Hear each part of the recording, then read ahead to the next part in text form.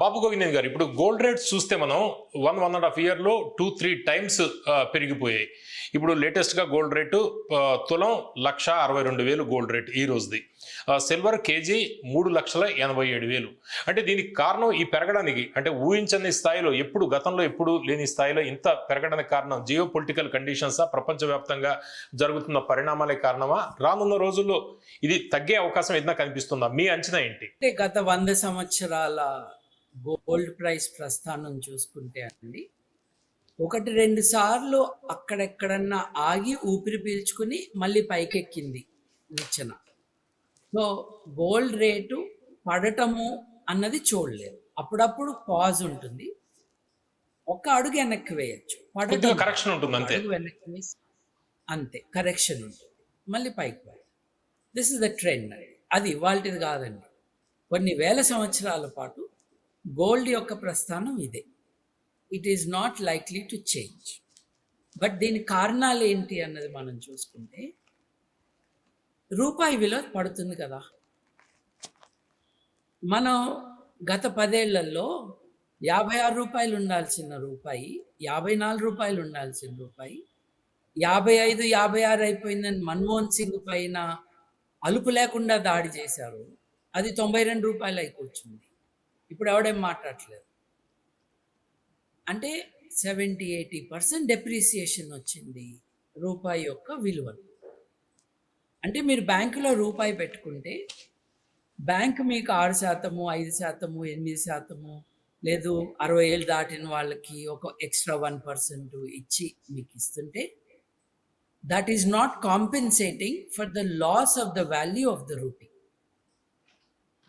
మీరు 10 ఏళ్ల క్రితం 100 రూపాయలు బ్యాంకులో పెడితే అది 100 రూపాయలుగా కనిపించవచ్చు. దానికి మీకు వచ్చిన ఇంట్రెస్ట్తో అది 130, 140 అయినట్టు ఉండొచ్చు, లేదు 150 అయినచ్చు. కానీ మీరు అప్పుడు 100 రూపాయలతో ఏం కొన్నారో ఇప్పుడు అది 180 రూపాయలతో కొనలేరు. అంటే రూపాయి విలువ ఎంత పడిపోయింది అని అంటే, అది it is not keeping pace with the change of prices.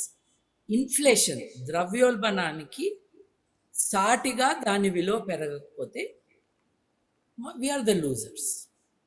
10 ఏళ్ల క్రితము మీరు బంగారం 1 తులం కొనుంటే ఇటువంటి డ్యామేజ్ జరగదు కదా. నిజానికి గత 12 నెలల్లో 87%, 90% గోల్డ్ విలువ పెరిగిందండి. బ్యాంకులో పెడితే 6% వస్తుందేమో, మ్యూచువల్ ఫండ్ బాగా చేస్తే 10% వస్తే చాలా గొప్ప. సో మీకు ఇన్వెస్ట్మెంట్ అవెన్యూగా ఇది బాగా కనిపిస్తుంది కదా. అండ్ భారతదేశంలో 35,000 టన్నుల గోల్డ్ ప్రైవేట్ హ్యాండ్స్లో. టన్ను 35,000 టన్నులు అంటే ప్రైవేట్ హోల్డింగ్స్లో ఉన్న ఈ బంగారము గత 12 నెలల్లో తన విలువని కొన్ని $1 ట్రిలియన్ లెవెల్లో పెరిగింది. 80%, 87%, 90%. So this is an extraordinary thing. అంటే సౌత్ లో చాలా ఉందన్నమాట. ఎందుకంటే దేశంలో అత్యధికంగా కేరళలో హైయెస్ట్ గా గోల్డ్ పర్చేజ్ చేస్తారంటే, సెకండ్ తమిళనాడు, తర్వాత తెలుగు స్టేట్స్. అంటే సౌత్ లోనే ఫుల్ బంగారం ఉంది. ఎస్, ఇప్పుడు మీరు హైటెక్ సిటీలో కరెక్ట్ టైంలో పెట్టుంటే అది ఎన్నో రేట్లు అయింది. కానీ మీరు హైటెక్ సిటీలో ల్యాండ్ తీసుకుంటే అది కబ్జా అయిందో లేదో తెలీదు. అది ఎవరు లోకల్ పాలిటీషియన్ తన పేరుని మార్పించుకుంటాడో తెలీదు. రేపు అది మనకు ఉంటుందో లేదో తెలీదు. మీరు అద్దెకిస్తే అద్దెకిచ్చినోడు ఖాళీ చేస్తాడో లేదో తెలీదు. ప్రతిదీ 10 ఏళ్ళు పడుతుంది కోర్టుకు వెళ్తే. బంగారం చూడండి, మీరు కొంటారు కరెక్ట్ షాప్లో అయితే ఎంత కొన్నారో అంతే విలువకి అడ్జస్ట్ చేసి ఆ మేకింగ్ ఛార్జెస్ కూడా తీసుకోకుండా కొనేసుకుంటున్నాం.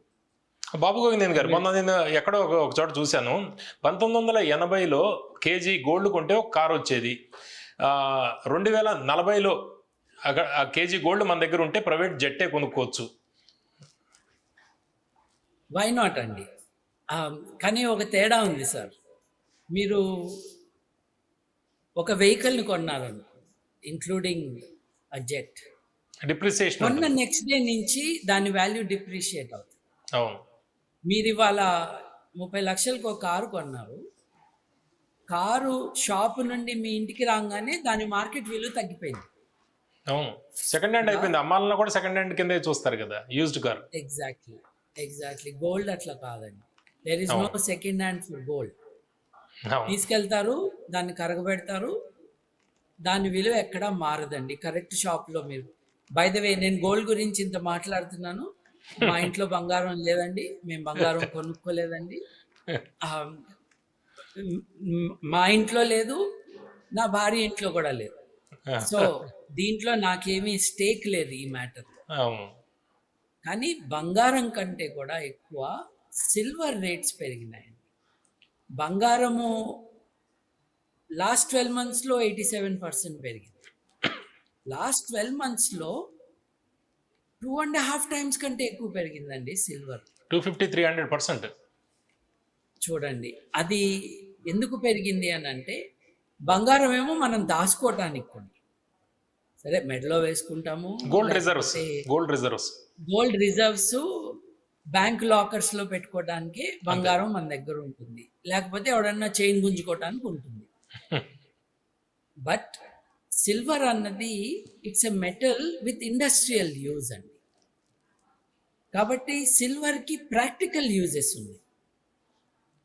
బంగారంకి రిజర్వ్‌గా పనిచేస్తుంది. Store of value obviously. But silver యొక్క వినియోగం పెరుగుతుంది ఇండస్ట్రీ. యూసేజ్ కూడా డిఫరెంట్గా ఇప్పుడు కొత్తగా యూజ్ చేస్తారంట, ఇండస్ట్రియల్ యూసేజ్. కరెక్ట్. కాబట్టి సిల్వర్ కావాలి అని చాలామంది కోరుతున్నారు కాబట్టి దాని విలువ 2.5 మీరు అన్నట్టుగా యాక్చువల్లీ ఎగ్జాజరేటెడ్గా చెప్పకూడదు అని అవును. నేను కొంచెం తక్కువ చేసి చెప్తూ ఉన్నాను. 2.5 అవును. రెట్లు కాదండి, 2.8% పెరిగింది. ఓ. సారీ 280%. సారీ. అవును.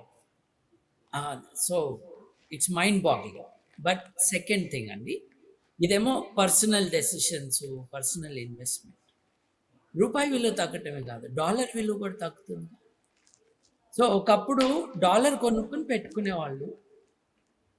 డాలర్ ఎప్పుడూ కూడా చాలా దాంట్లో డబ్బులు ఉంటే ధీమాగా ఉండొచ్చు అందరూ. కానీ అమెరికాలో ద్రవ్యోల్బణం ఎంత పెరుగుతా ఉన్నా కూడా శ్రీలంక లాగా అమెరికా ఎందుకు కాలేదు అని అంటే, శ్రీలంక అమెరికన్ డాలర్స్ ప్రింట్ చేయలేదు. సో అప్పులు తీరవటానికి శ్రీలంక దగ్గర డాలర్లు లేవు. అమెరికా దగ్గర తన 35 ట్రిలియన్ డాలర్లని సర్వీస్ చేయటానికి డాలర్ల ప్రింటింగ్ మెషిన్ ఉంది.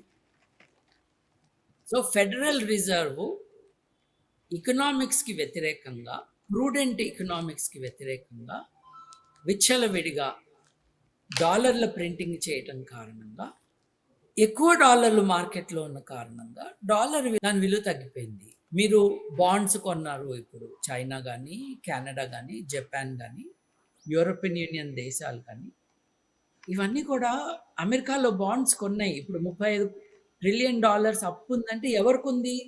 ఏ దేశాలతో అయితే ట్రంప్ ఇవాళ దెబ్బలాడుతున్నారో ఆ దేశాలకు అప్పు ఉన్నాడు ఆయన దేశం.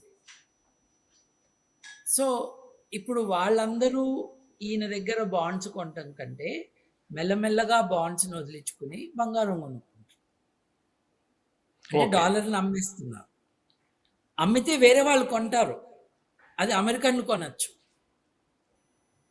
So international debt national debt అవుతుంది, ఎకానమీ వీకెన్ అవుతుంది.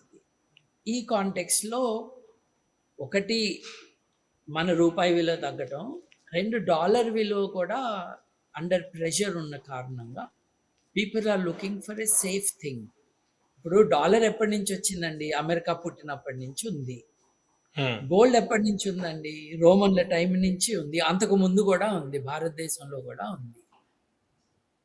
It is a time tested investment and position. So that is Okay. Where the movement of gold gets its strength from. It is all the time set to go up.